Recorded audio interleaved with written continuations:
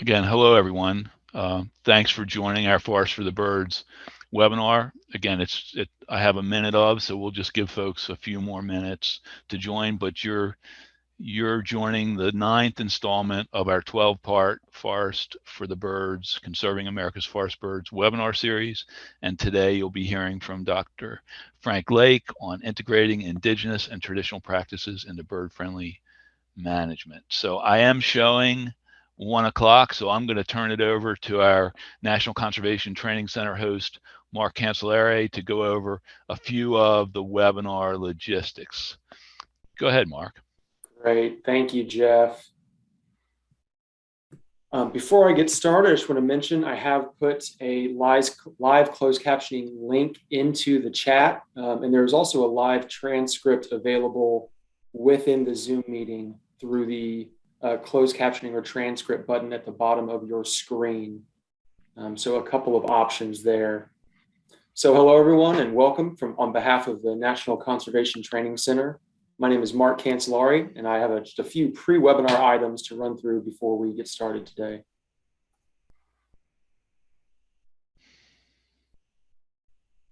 The Forest for the Birds, Conserving America's Forest Birds webinar series is jointly sponsored by the U.S. Fish and Wildlife Service's National Conservation Training Center, Forest Ecology Working Group, and Migratory Bird Program.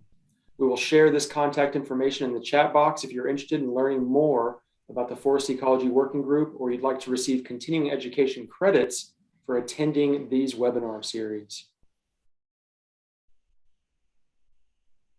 And a quick disclaimer, this product is for educational purposes only. The views, opinions, or positions expressed in this webinar series are those of the guest presenter and do not necessarily reflect the views, opinions, or positions of the U.S. Fish and Wildlife Service or Department of Interior. Some of the materials and images may be protected by copyright or may have been licensed to us by a third party and are restricted in their use. Mention of any product names, companies, web links, textbooks, or other references does not imply federal endorsement. So to introduce our speaker, Frank Lake, and give us a little bit more information on this webinar series, we have Jeff Horan from the U.S. Fish and Wildlife Service. Jeff, welcome and thanks for being with us today. Thank you, Mark, and thank you, NCTC. Again, my name is Jeff Horan. I'm a forest ecologist with the U.S.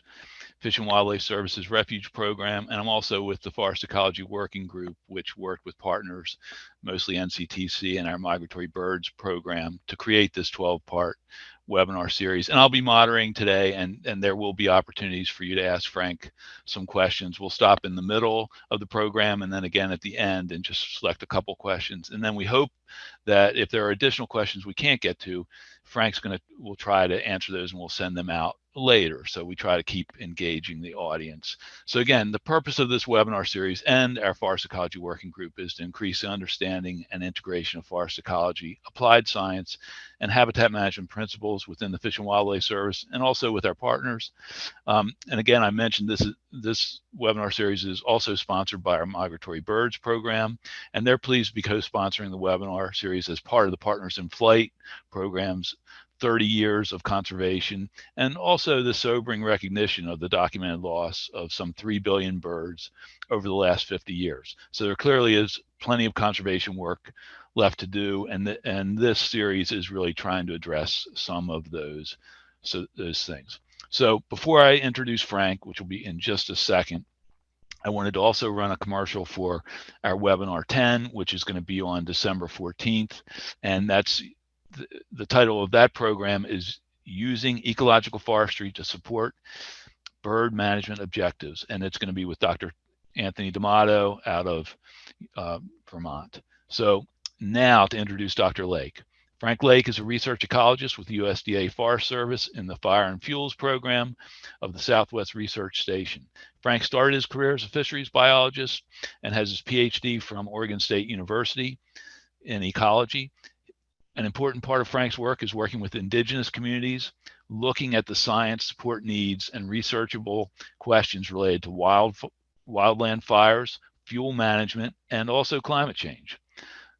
Growing up along the rivers and forests of Northwest California, his tribal community instilled in him a connection with the land and trainings on fire and watershed ecology. Now, with a career with the U.S. Forest Service, he is using that traditional ecological knowledge to guide government agencies toward more regenerative land stewardship practices. His research supports the Western Klamath Restoration Partnership, which is composed of a number of partners, but that includes the Carrick Tribe and the Yurok Tribe, along with a number of other partners.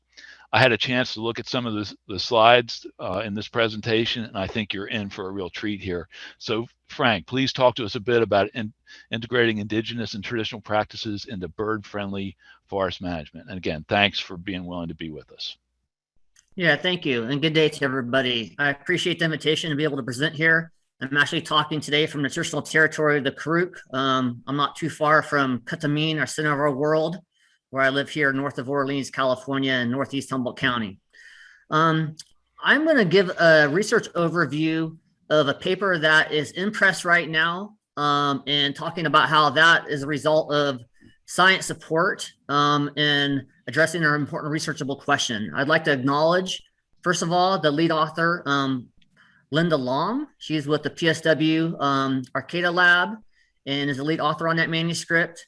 And then we also have some other colleagues, Jamie Stevens and John Alexander from the Klamath Bird Observatory, who does quite a bit of bird monitoring and research out here in Southwest Oregon, Northwest California, and Gerald Wolf, who's now at Michigan Technology University. A lot of this work came, and I have to think actually back in 2007, when I was finishing my PhD from Oregon State University, that CJ Ralph, kind of a senior mentor to all of us here, and one of the senior scientists on the bird said, you know, when are we going to look at the implications of our long-term bird data set and that of fire forest management? And well, about, what is it now, 13 years later, I think we finally pulled that together, and we have some interesting findings. So a lot of times in this research, particularly in working with tribes and in trying to discern, you know, what are important cultural indicators or umbrella species of importance to tribes, that all came together and figuring out, you know, again, what was our researchable questions and our science support needs. And so I start off here on the first slide showing a Paleo Woodpecker. Now what you hopefully will see is, besides the co-authors listed, as I was mentioning, I include this picture of a Paleo Woodpecker that I was able to acquire and then mounted on a Douglas fir, or a curly stick, which is like what Douglas fir or madrone, I think this one is, where honeysuckle vine wraps around it. But anyways, the bird is important. That links to the forest. And the Yurok and the Karuk and the cultural beliefs and teachings that I was raised with, it's a bird of spiritual wealth and significance. And I'll talk more about this, but we also know that the Paleo Woodpecker across North America and many older forest ecosystems, that it's an indicator species of important forest integrity. And I think it's interesting to see the parallels in the alignment, very much so, as we work together on incorporating and integrating indigenous and Western knowledge systems together to look at the commonalities. But yet also there's an important distinction in those subtle differences in perspective and philosophies, and kind of also the way that those different knowledge systems come together. And I think this study really exemplifies that. And I'll be talking more about that through the process here in the next 40 minutes. Frank, I'm Hopefully sorry. Yep. Sorry, Frank, could I interrupt you one more time? Yes. We might want to turn your video off just for this portion. I'm starting to get a little garbly audio on my end. So why don't we turn your video off and we'll turn it back on when it's time for questions. How about that? Thank you. Thank you. And now you can see the next slide. It says, why research for birds? We can see it. Great, thank you. Okay, now we're all on the same page. So, you know, why research birds for considering forest management and wildland fire effects? You know, for me, I'm the Forest Service coordinating scientist with the Western Klamath Restoration Partnership. And this really grew, again, as I was mentioning, out of a science support and researchable question, the guide management. A lot of our focus here, particularly in our fire-prone ecosystem in the Klamath Mountains, was primarily looking at around the implications of fuels reduction and wildland fire management strategies, and what those implications are for culturally important and conservation species of wildlife, particularly the birds. The implications of this really are looking at the season of burns on birds as culturally important wildlife that have many diverse uses among many different habitats. And we know that with the fire risk, as we've seen out here in the West the last couple of years, is that wildland fire management is increasingly moving towards spring burning today compared to historical fire regimes of the region in the past. And a lot of that has to do with wildfire personnel available after a long summer of fire suppression or management. There's often not as many resources available even during the fall when the desired cultural time of a lot of the prescribed burning or cultural burning would take place. I have a picture here showing the geographic scope of the area, Oregon on the north, with the area that shows the Western Klamath Restoration Partnership within the Karuk territory. And then this also some of the photos I'm showing here, some of the implications of doing like a spring, late spring, early summer burn here in a mixed Douglas fir forest scene. And then also a lot of the fuels reduction work has to do with pile burning, decreasing the understory shrubs and dead trees and fuel that would reduce the threat of wildfire. And so there's some of those different implications that would have effects on birds to consider. So for this, here's again the same area of interest, but showing the diversity of tribes. I also would mention within this, this is very similar to the same geographic scope of the area in which this study was taking place. Historically, wildfires and tribal burning played important roles in shaping ecosystems through the Klamath-Siskiyou bioregion of Northern California and Southern Oregon. There's been an increased application of prescribed burns within habitats used by a diversity of both migrant and resident land birds. And while many bird species are likely to benefit from these habitat enhancements that result from prescribed burning, there may be individual effects. And they may have those effects both directly and indirectly, and that could be in a form of harm that we want to mitigate or definitely reduce. So here I really want to kind of give an overview of some of the culturally important bird tribes, both the resident and migrants. A lot of these ones really, everything from the bald eagle to hummingbirds to grosbeak to tanagers to towhee, spotted towhee, again, a Paleo woodpecker, the bluebirds, a whole range of them have different cultural importance. A lot of these stem from ancestral spirit beings that became birds to help human beings. So a lot of the tribes in their creation accounts talk about spirits manifesting in a physical form.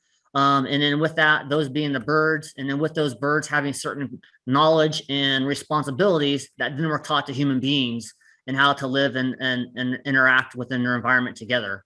A lot of bird species are also culturally important for food.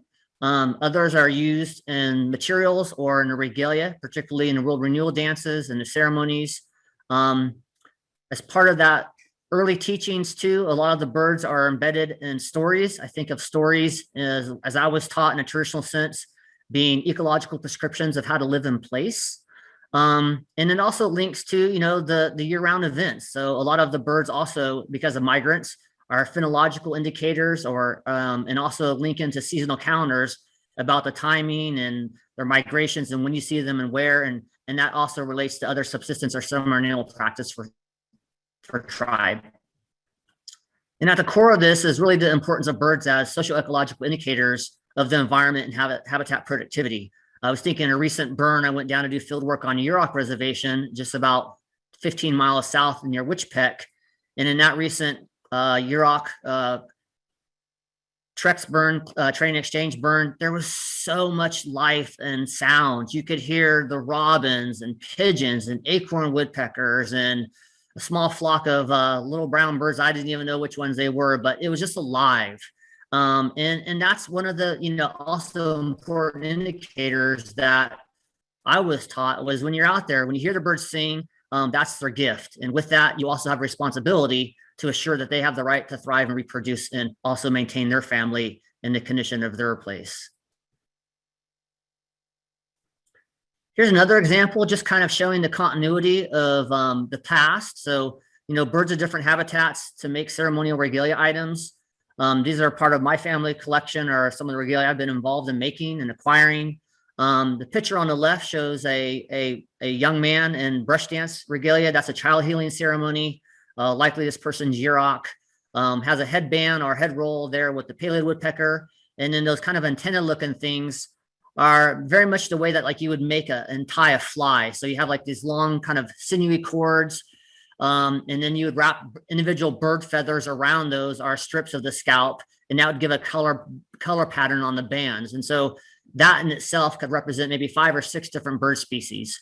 The middle picture that I have shows everything from some of the pileated woodpeckers, acorn woodpeckers, meadow larks, mallards, and a host of other birds, just to show how those all come together.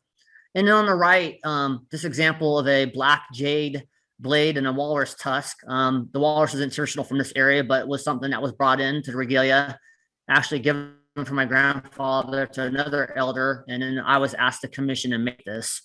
And so that one has eagle feathers on it. Bald eagle has the woodpecker, acorn woodpecker, the tanager for yellow and the orange, and then the mallard scalp. And so this thing in the case, as you see in the historical picture to the left and the contemporary picture on the right of the item I made, represents, you know, the continuity of the past to the present, but it also puts in the center of that importance of the regalia for child healing ceremonies, for what we call war dance, which is another ceremony to kind of make things right and settle disagreements.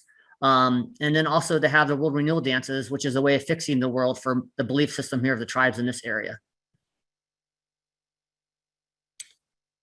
So, you know, we think about birds as ecocultural reminders of how to live in place, particularly as we look at forest management and wildland fire use.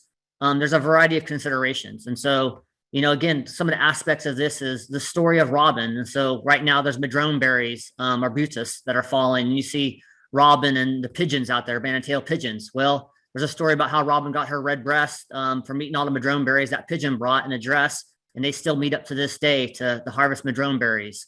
You know, we think about the goldfinches, some of the yellow used on regalia there. And so, you know, really in the pictures I'm trying to show here from the Klamath River with the rainbow and the forest all the way up to the higher back country, as another wildfire burns across that upper drainage, is that, you know, all parts of the landscape, from the coast to the interior, from the river up to the highest subalpine environments, birds have a place. And again, there are stories that go with them as ecological prescriptions of how to live in place and what they represent. Another one down low is the spotted towhee. There's a story about how he saw fire and got red eyes. Also, it's interesting that that's one of the birds that could be affected by understory burning. The dark-eyed junco, or Oregon junco, is locally called snowbird and is an indicator of cold weather. That's another one to look at what's happening with our cold north versus warmer south winds that affect us. And then we have other migrants like the yellow-breasted chat, who she always gossips and sings all day long. And she often is an indicator of when spring salmon, spring Chinook salmon are coming back into the river. And then there's a variety of other ones like warblers who are in the story or using the regalia, are all reminders. And then each one, again, I could go on and on and on, but there's a rich history of what the birds represent to tribes and how we pay attention to them, or tribes pay attention to them, and considerations for forest management and for fire use. So why research birds for considering this? You know, there's been increased interest in application of fire for forest management to prescribe fire and now cultural burning, more tribal sovereign-led burning. You know, part of our researchable questions are, what are the effects of fire use within habitats used by a diversity of both migrant and resident birds? And many bird species are likely to benefit from the habitat enhancements associated with prescribed fire, very much so in the effort to, out here, to promote drought-tolerant, fire-adapted tree species, open up areas to reduce the fuel loading and stem density of trees that have come in through fire exclusion and suppression, and get that complex open early cereal habitat in favor more of those open, diverse understory areas that actually benefit a lot of birds, but you have to be careful in the way which you go about doing that, or at least consider it. So, you know, many individuals may face direct or indirect harm. You know, and part of that is also thinking about the birds I'm showing here. I got everything from the ruby-crowned kinglet, which I've seen used and put on some of the eagle feathers for the dances. Again, the yellow-breasted chat, that little yellow being used there, but also links to spring salmon in the river and riparian areas. The mountain or western bluebirds being an important another species of blue, but links to high elevation, and often they use the Paleo Woodpecker, another culturally important bird, cavities. And then a range of hummingbirds. And I can think of an important story for me in my UROC teachings about the birds all competing, and condor flew the highest and kind of showed up all the other birds. But when he came back down to the ground after beating eagle and hawk and all the other ones, hummingbird jumped out from the condor's neck and said, "Look, I'm the one who's gone the highest, and I grabbed the power of the sun and the stars, and I will always be the one who is closest to the creator." And so now even in some of that regalia, you have the hummingbirds put on the condor or eagle feathers as part of that acknowledgement in that story as an example. And then the other ones I show in this picture are things like the flicker. And I think about the yellow shafted flicker, we had a color morph out here that's highly prized within the Indian doctors and the ceremonial leaders for that. And then a variety of the other birds I show that have been saved in the feather work, from the yellow parts of the tanagers and grosbeaks and things like that. And part of that acknowledging is, if we're out here using these birds as culturally important indicators, how and which ways can forest restoration practices and the field reduction treatments, coupled with that reintroduction of fire, be harmful or be potentially beneficial to them?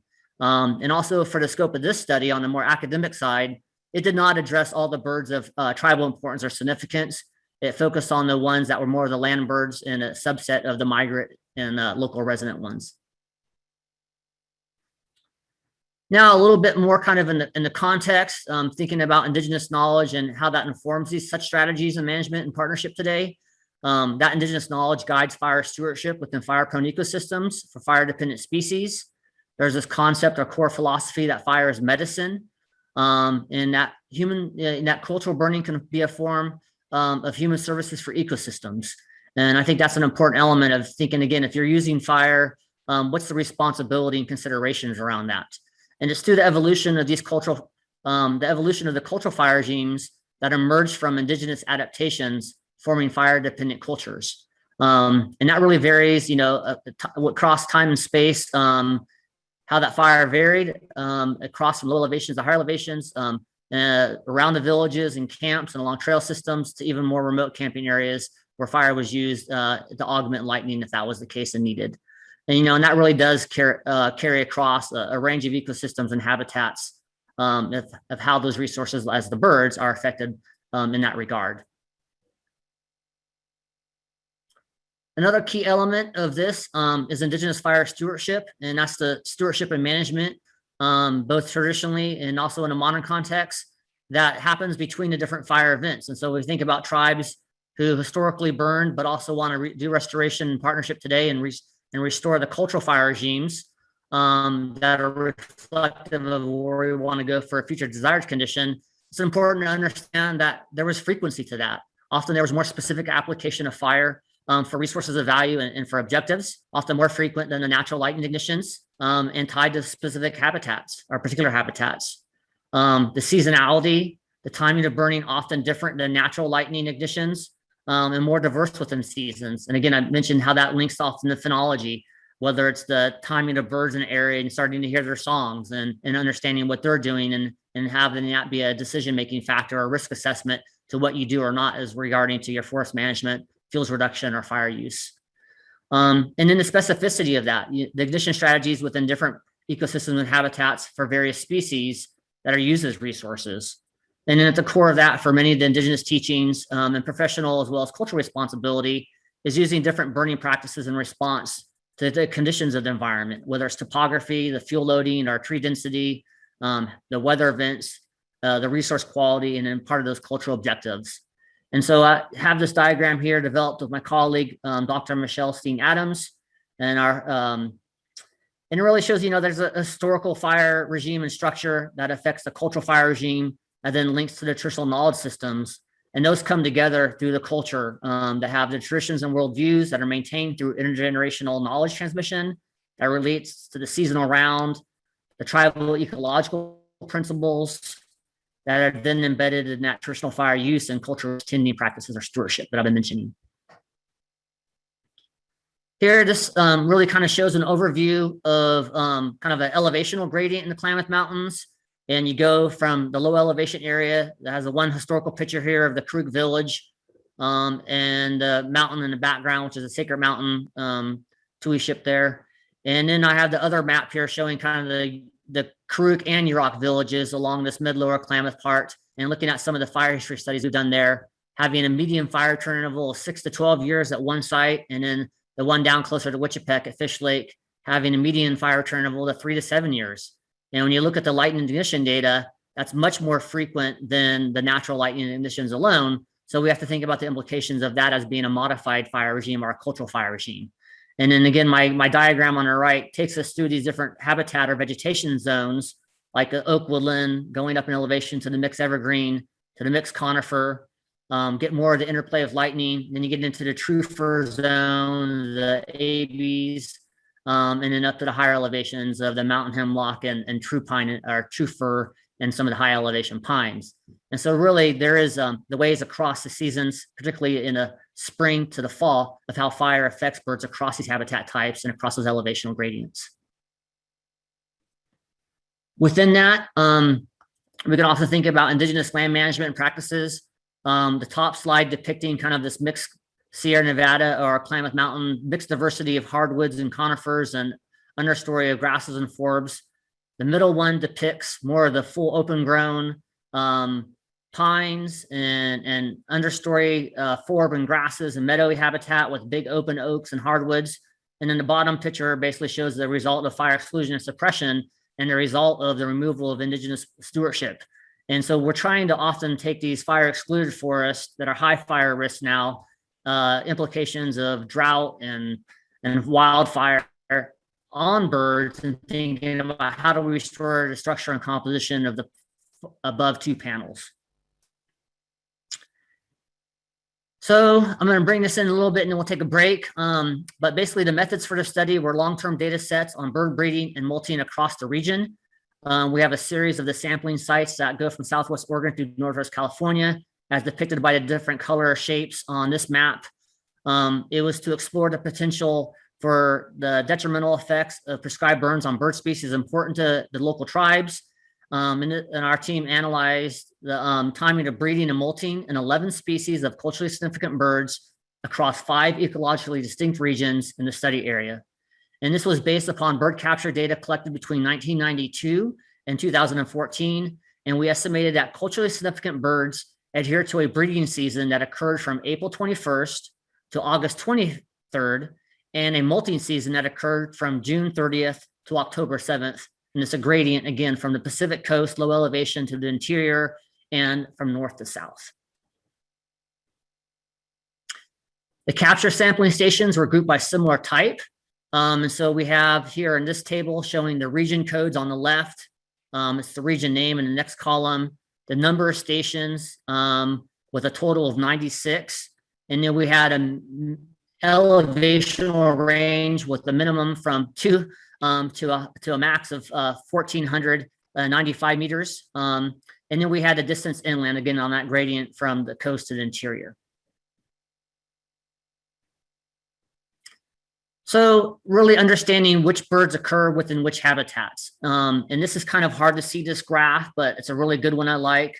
And Altman and Stevens in 2012, which is the Land Manager's Guide to Bird Habitat and Populations and Oak Ecosystems of the Pacific Northwest. And this is figure 2.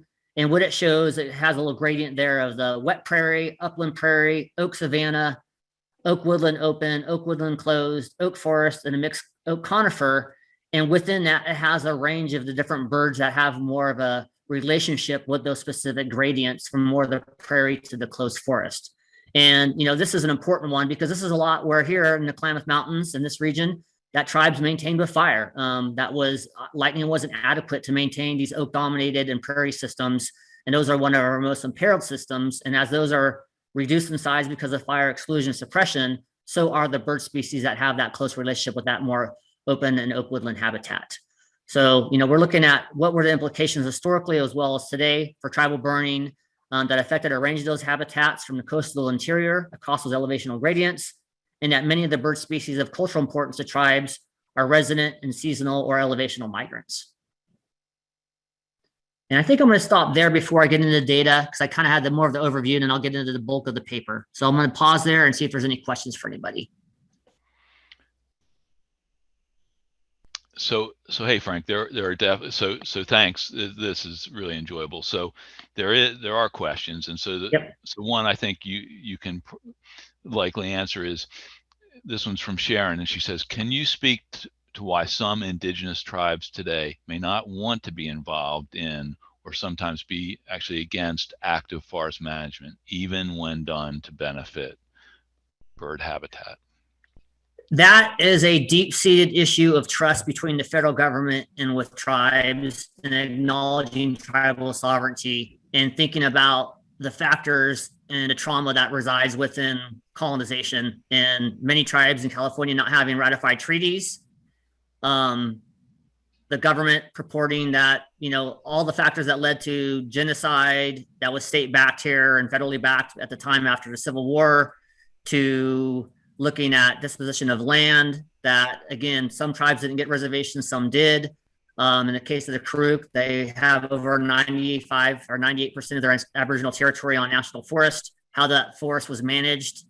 And then to today, now as we try to look through partnerships, there's a lot of reconciliation and kind of understanding that has to happen. And so when you think about tribes saying, well, is this agency, the Forest Service, going to, when they say hazardous fuels erection or when they say a timber sale, what is the intent of that? I think also, if in this regard, even when it active forest management, particularly a hot topic right now of controversy, is salvage logging and post-fire management.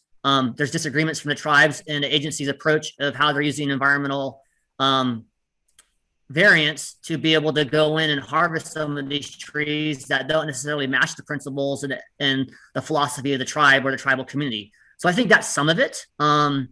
I think, as like in our example with the Western Klamath Restoration Partnership, as you look at those shared values and build upon that, looking at what are the implications of the strategies that go into the prescriptions that then result in the treatments, that overcomes some of that distrust and formalizes trust, and then have more cross-entity accountability and effort. And so I'd say that's one of the things that would overcome that. And particularly when we think about the benefit to bird habitat, so much, and I'll just go there right now, has been the northern spotted owl as a conservation species of concern.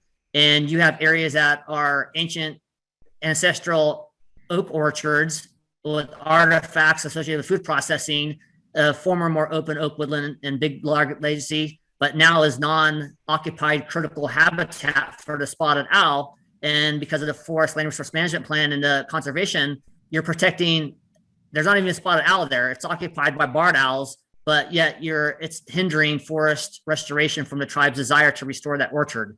And so in some cases, what bird is it? The spotted owl to many of the tribes who out here is a messenger of sickness and death and sorcery. And you have a forest that's closed and highly at risk of drought and fire, insect and disease. And that's being perpetuated through that Endangered Species Act for the spotted owl who's not even there, or in very low population. So those are some of the complex issues that are around this question.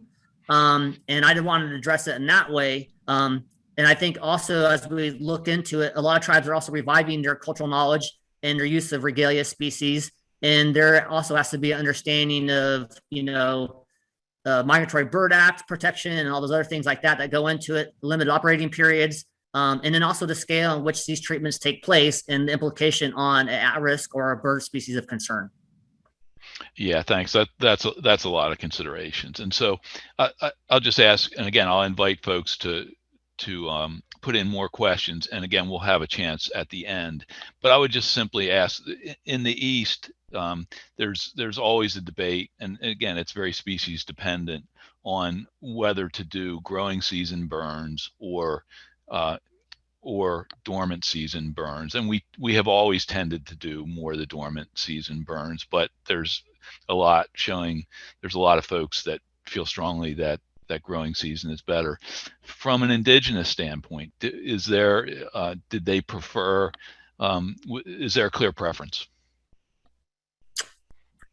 I think, at least here in this area, there was definitely more of a preference for reducing the effects during breeding, especially when animals are rearing or breeding their young, and to offset that. There's also another constellation, the Pleiades, that will guide for the Karuk and the seasonality of when to burn and when you can see or not see that in the sky, that affected when fire use was localized for like heating and cooking versus more broadcast or landscape level burning. So there's some of those other guides like that. And I think, as we get into this data now, I'll focus the next 15 minutes or so on the results of that. And I think that will answer that question. But I think there's generally more of like a early spring before bud break and before some of the migratory birds have come in and started nest residential area are starting to have their set up their nest territories. And then also in the fall, there's certain phenological indicators that would also be like acorns dropping from infertile and buggy to good. That would be that for oak woodland. There's other ones about the timing of when you'd be burning, like for example, before coho season, before coho salmon comes in and turkey vultures all circle up and leave. That's another indicator. There's things about like the chat coming in the spring with the spring salmon. That's another indicator about fire use. I mean, a lot of these things tie together across considerations. And so I'll go right now if I can. I'll get into some of the data and the implications of that question, if I may. Perfect. Thank you. Okay. Trying to figure out how I can get my video off here. All right. Well, all right. Well, the next one here. So when we looked at for this data set, again, across those 11 culturally significant birds across the capture sites, there was a core time of breeding, which is the top panel slide or of that figure, which is the percent of adults captured going across from April 21st to August 19th. And so there's kind of definitely a bell-shaped curve there. You see the height of that middle there right around June 20th. And then for the molting period, the bottom part of that figure, you have the percent of adults captured on your left and across the dates across the bottom. And that goes from June 30th all the way to October 8th. But there's a core molting time right around the middle of August there. So that's kind of the bounds in which guide for this particular study. Another way to look at this, in this figure here, I have the top has the regions on the left column. So the breeding and molting, top and bottom. You have the number of samples of species harvested across, or not harvested, but collected at the time of that. And then you have the kind of the color banding, and it shows, you know, for all the sites, there's kind of a median time of breeding right around the middle of June. For the coast, it's a little bit later June. For the Klamath, it's more squarely in the middle of June. And so across the different sampling sites, you see that there's a median time there that was all compiled and individually yet distinct. And then for the molting period, you have the same sampling stations, and you see that time period moving more into August into September for that variation across those sites. And so really the breeding and molting season begin and end dates are estimates by 5-day periods for all regions combined and by each region using culturally significant birds combined. And the gradations of fill indicate the percentage of calculated area under the curve that was part of the statistical analysis, and this is the result of that. Another way of looking at this is the breeding by sampling locations and bird species. So on the left column, we have the bird species like the American robin on the top, American goldfinch, spotted towhee, dark-eyed junco, yellow-breasted chat, McGillivray's warbler, orange-crested warbler, yellow rump warbler, Wilson's warbler, and the black-headed grosbeak. And those are across the different stations where they were sampled. And then you see for them, they each have respectively the time gradients in which there was a median, which could be like the 25%, 50%, and 75% percentile of when they'd be likely could be affected if there was burning at those times. So this helps guide us across that percent of breeding and derive from the equation that we use in that analysis. And then for the molting by sampling locations and bird species, again, also, this is more important, I think, also as well as for fall burning, which is more of the culturally desired time here, that often lightning fires would also continue to be burning into this area in time. And again, for the same species, everything from the robin to the goldfinch, the towhee, dark-eyed junco, chat, the warblers, and down to black-headed grosbeak, you see that they also have slightly offset or different times across those other stations where they were captured for their key molting time and the percentile that they would have the core of that versus when they'd be at the tail ends of their core median time. And so, you know, really for the findings and results of this, I think, you know, the timing of burning has implications. And again, this is another one of those tables that was taken from that prior paper by Atlam and Stevens, 2012. And you can't really see it here, but it has a species or subspecies of obligate or near obligate birds and where they occupy primary structural layers. So this is also another way of thinking about if you're understory burning and it's just mostly surface fires with not individual tree torching or canopy, crown fire like you have in wildfires, then you can also think about what bird species occupy the structural layer within that forest. And so there's the canopy, subcanopy, the shrub, midstory, the ground shrub, there's the cavity nesters, and then ones on the edges, and some of them even relate to patch size. And so the birds of cultural importance in story, seasonal indicators, or is used as food or regalia.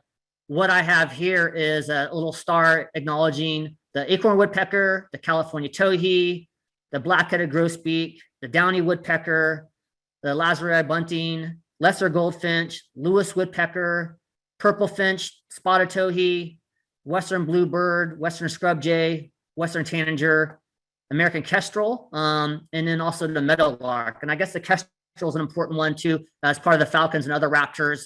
Those were also highly prized, in the talons and feathers and things used in more of the war dance and the brush dances and some of the other ceremonies.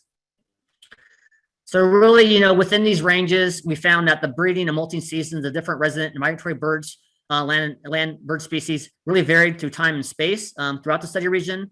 Our recommendations can inform best practices among tribal members and land managers by promoting stable populations of culturally significant bird species within the fire-dependent forest systems, and that burning in different habitats and the intensity of fires have differential effects among bird species depending upon the season, the time of year of that particular area, and also in the ways in which the type of fire you're doing.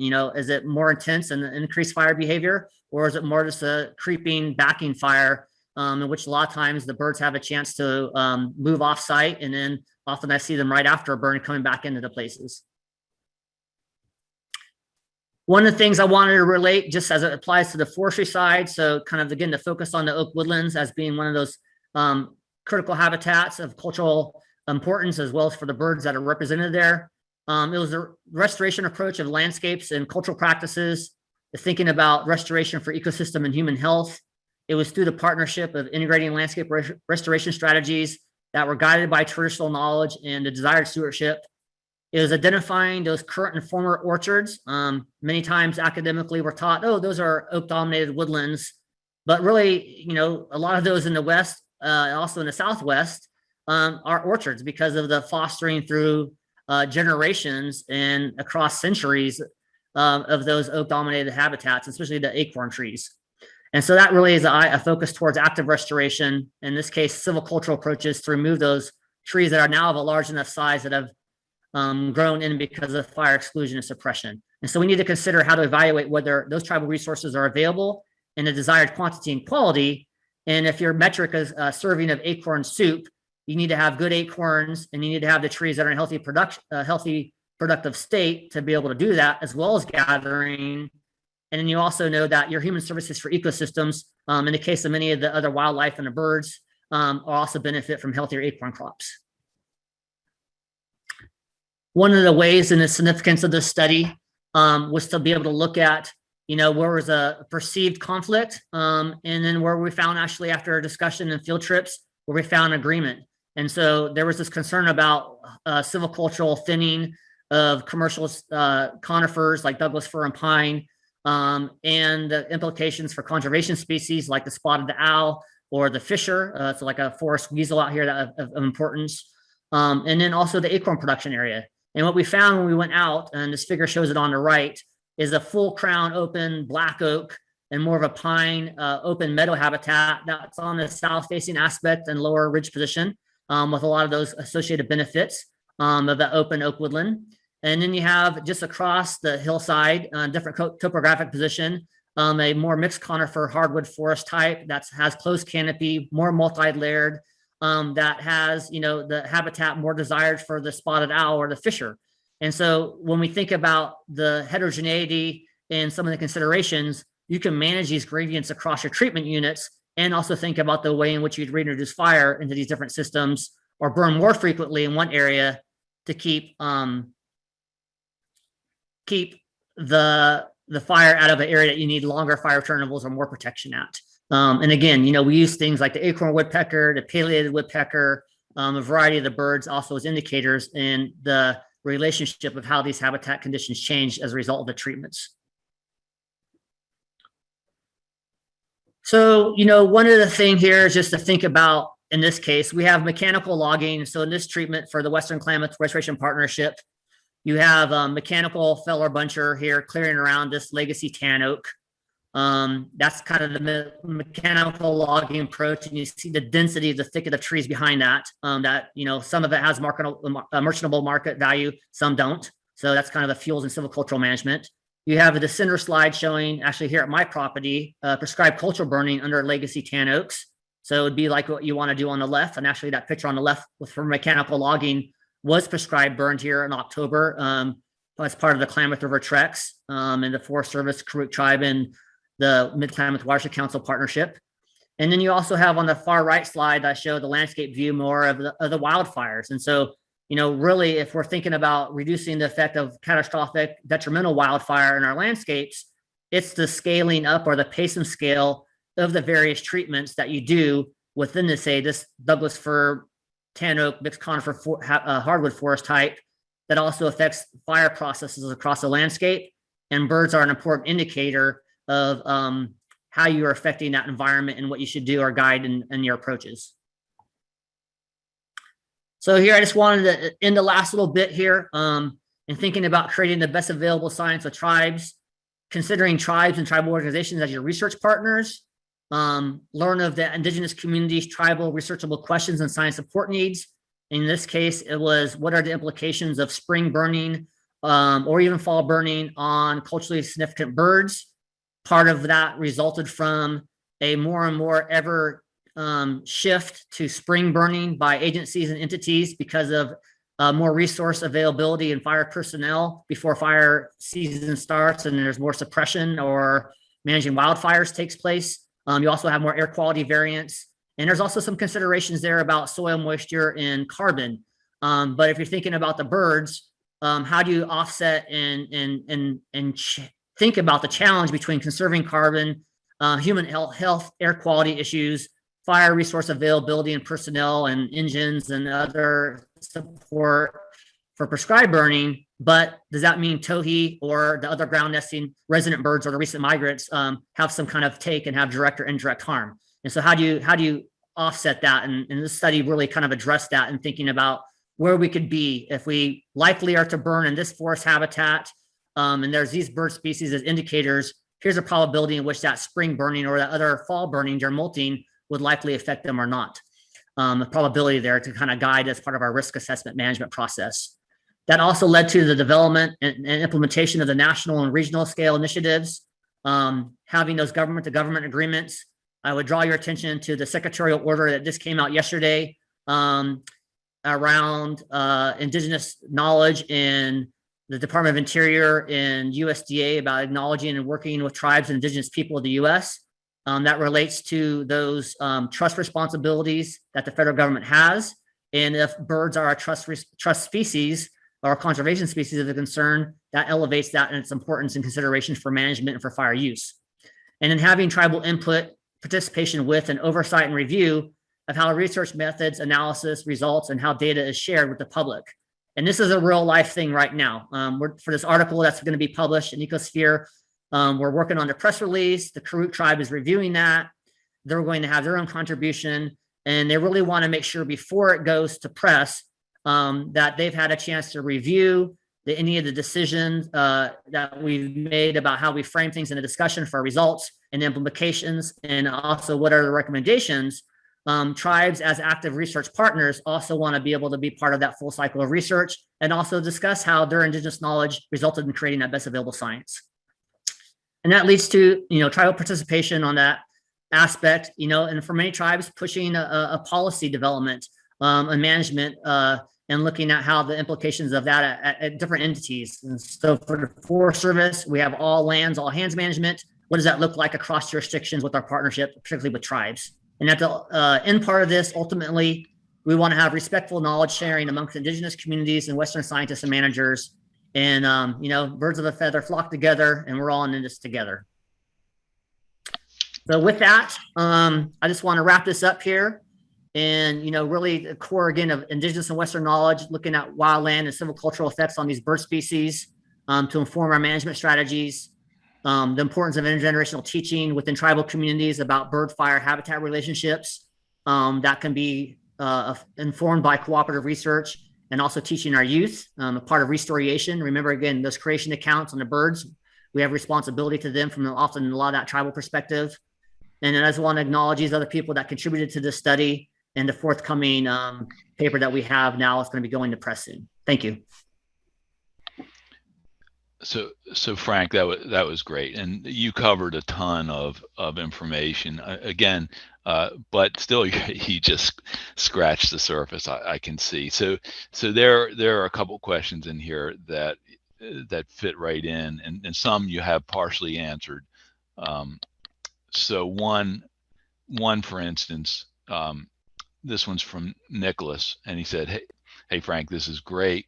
And he says, I really enjoy how you're bringing this to timing and spatial locations for prescription burns. And his comment is, timing currently seems to be driven by most reduced fire risk of spread, or failed containment. I'm curious about your opinion on how these themes might be turned around to really address issues that you talked about, like the birds. Yeah, so so much of it, and that's a big discussion right now actually amongst cultural practitioners and fire scientists and managers, is what's the difference between prescribed burning and that of prescribed fire and cultural burning. And one of the things, to me, it comes down to efficacy and your consciousness of what you do as someone who's reintroducing fire into an ecosystem. In that regard, a lot of the agency targets are acres treated.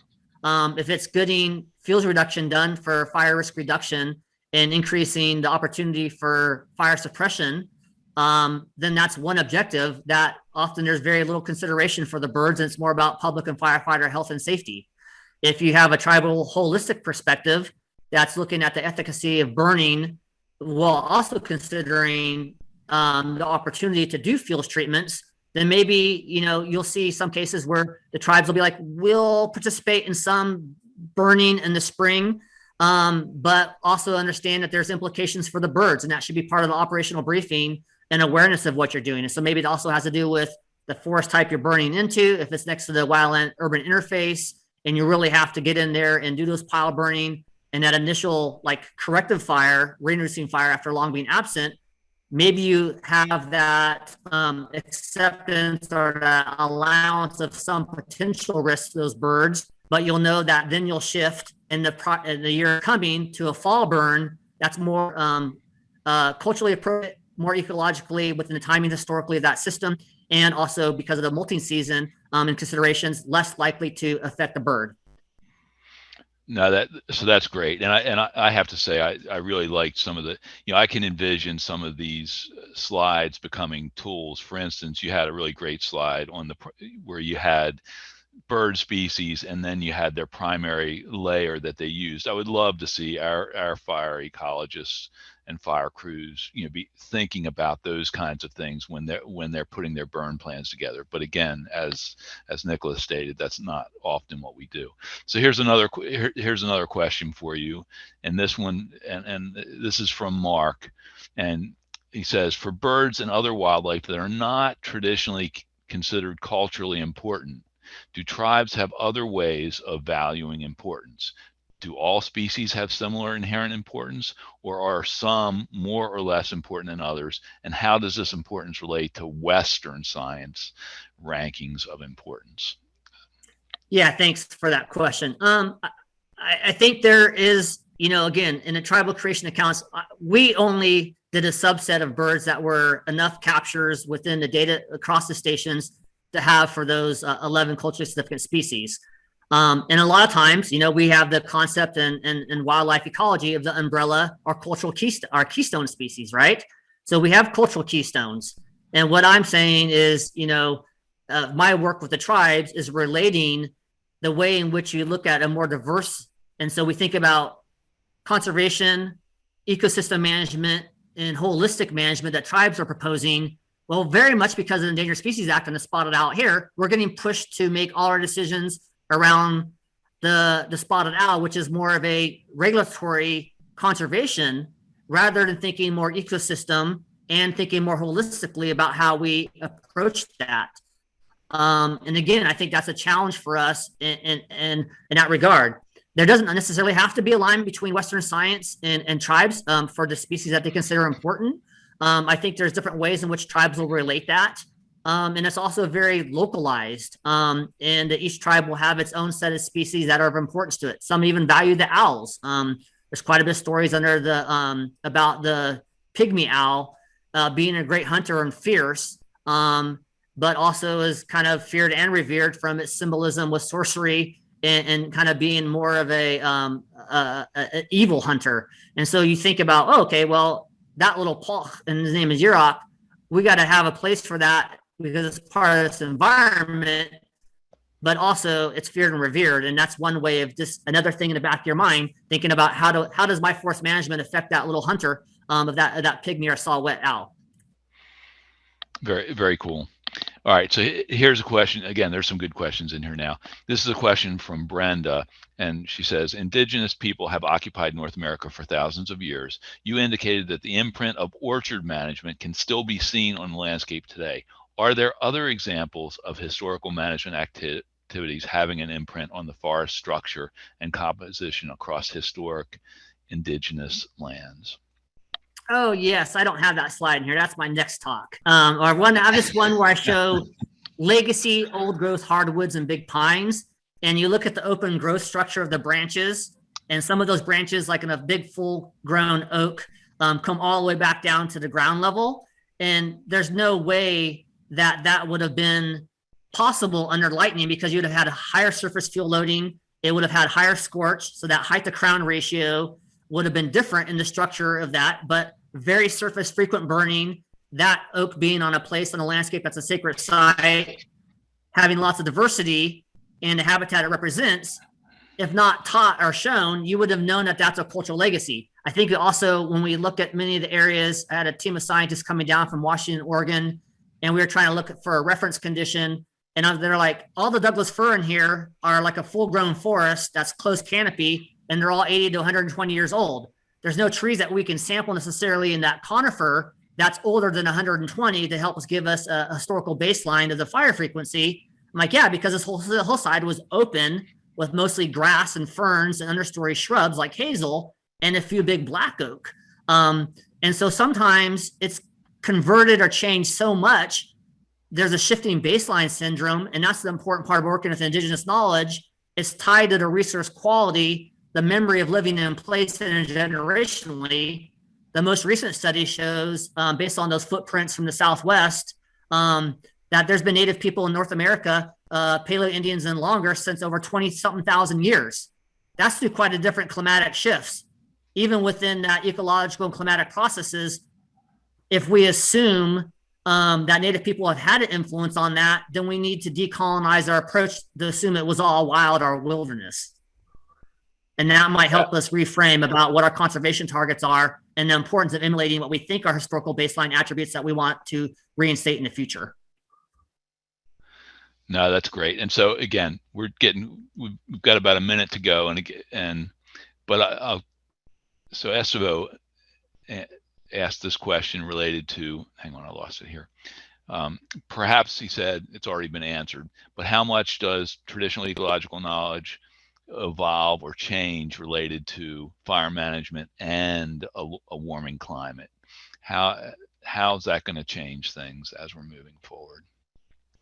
Again, we talk about the fire season increasing. So has the median temperature of winters are getting warmer, summers are getting hotter, precipitation regimes are changing. That affects vegetation productivity. That happens to be the habitat for the birds. If you're used to going out to areas and gathering spring herbs or basket material at a similar forest habitat, and that begins to phenologically shift, then you're paying attention to that. When you think about the migratory birds as cultural indicators and that starts to decouple, or you see shifts in that, there's another range of variation that the knowledge system encompasses, that range that's intertwined with and embedded in those stories of prescriptions of how to live in place that guide subsistence and ceremonial practices. That again, you're paying attention to what hummingbirds are coming through, what warblers, is the falcon back, and is he crying around at his rookery, who had the story about his wife grizzly bear and their control of the spring fishery. I mean, there's all these things that are constant reminders. And if you're paying attention to the birds, you have a pretty good pulse on what's happening with the ecosystem and processes and how climate's affecting that. And then with that, you're questioning yourself, what's the appropriate conduct with my silvicultural and fire use in relation to those birds as my indicators? No, that's great. And again, this is enjoyable, and it's really enjoyable, Frank, hearing the stories. And so there's one. So I'll end with this question after saying, first of all, by the way, a friend of mine said he'd heard you speak a number of times, and he called you a Renaissance man. And again, that's a Western term. So I guess really you've defined for me ethno-ecologist. So thank you. So thanks for a great presentation today. But this one goes right to that though, and this is from Catherine. She said, "Thank you for an excellent presentation. Are you aware of any similar research integrating forest management with indigenous knowledge in relation to eastern forests?" And again, I'll thank you for a great presentation. I know you have to go to a panel, but we'll leave that as the last question. So. Yeah. So some of my work, a founding advisor to the Nature Conservancy's Indigenous Peoples Burning Network. We had our initial pilot out here with the Hoopa, Yurok, and Karuk. We developed, based on an Australian Aboriginal model for conservation planning and fire, the Healthy Country Plan. And through that Indigenous Peoples Burning Network, we're expanding out across across North America, particularly with some Canadian outreach, but also with tribes back east.